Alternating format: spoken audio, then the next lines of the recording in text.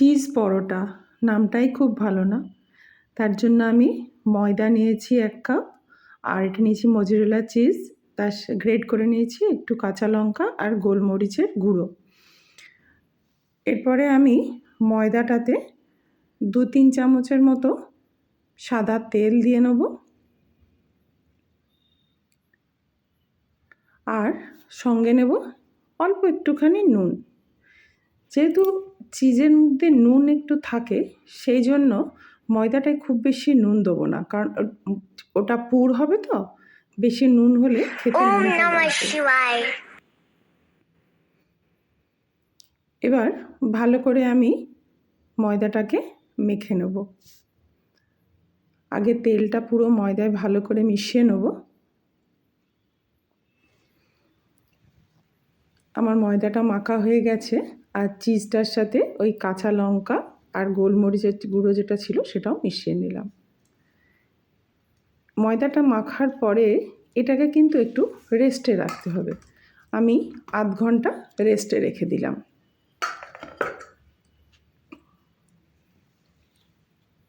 আধ ঘন্টা পর আমি ময়দাটা থেকে লেচি কেটে নেব।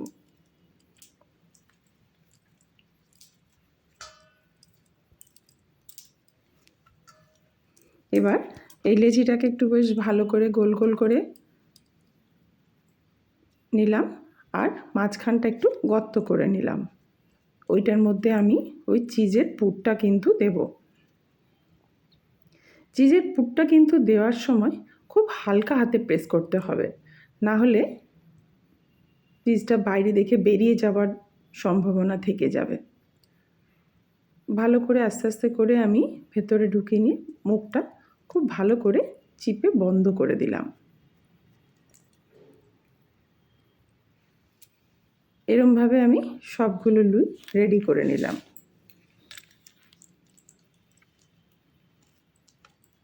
দেখে নিলাম যাতে কোনোটায় মুখে ফাঁকা আছে, তাহলে না হলে বেলার সময় চিজটা বেরিয়ে যাবে। এরপর ওভেনে আমি তাওয়াটা একটু গরম করে নিলাম, তারপরে এক এক করে বেলতে শুরু করলাম।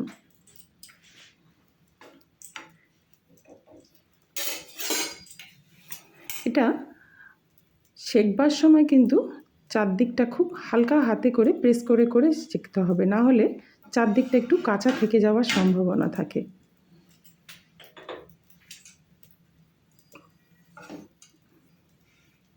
চারদিকটা ভালো করে আস্তে আস্তে করে হালকা করে করে আমি একটু চাপা দিয়ে দিয়ে নিলাম,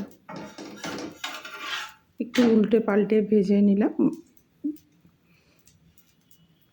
যখন দেখলাম একটু হালকা লালচে হয়ে এসছে, তখন তেল দিয়ে দিলাম, রিফাইন অয়েল দিলাম।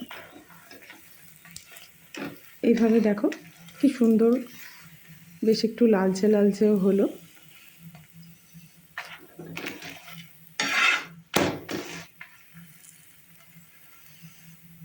দেখতেও ভারী সুন্দর লাগছিল।